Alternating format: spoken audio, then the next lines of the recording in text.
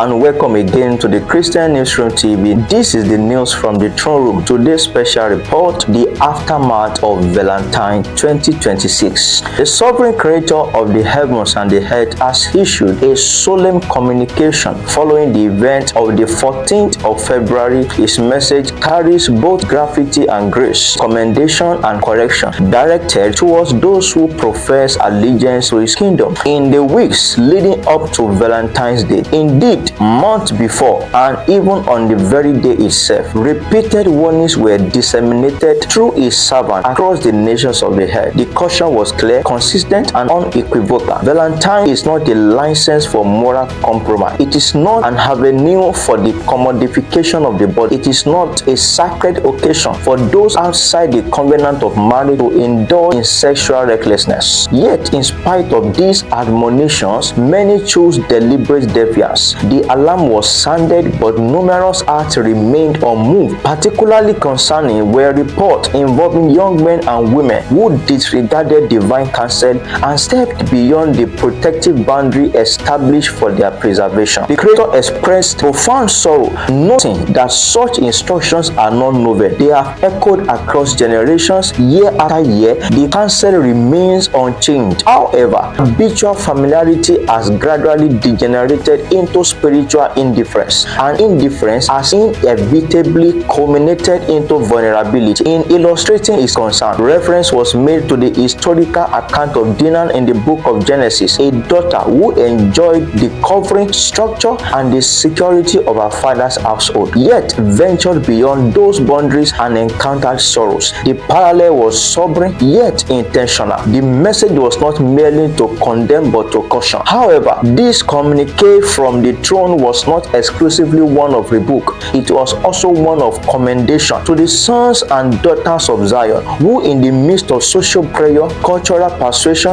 and peer mockery refused to compromise the standard of righteousness. A distinct word has been issued from the throne to those who were labeled old school, to those who were told they were not updated, to those who were mocked for not trending, to those who abstained from parties, from moral defilement, from cheapening their bodies. The Father of spirits declares that he sees you. He is not indifferent to your quiet obedience. He is not oblivious to your unseen restraint. He is proud of your steadfastness. Your refusal to bow to fleeting pleasure has ascended as a fragrance of honor before him. For it is written in the constitutional record, let your light so shine before men that they may see your good works and glorify your Father which is in heaven. Your light shone in an atmosphere that celebrated darkness, and though some mocked, heaven bore witness. Likewise, it is inscribed that we are to walk worthy of the Lord unto all pleasing, being fruitful in every good work. Your conduct, though unpopular among men, was pleasing before the throne. In a generation that trivializes holiness, your discipline constituted a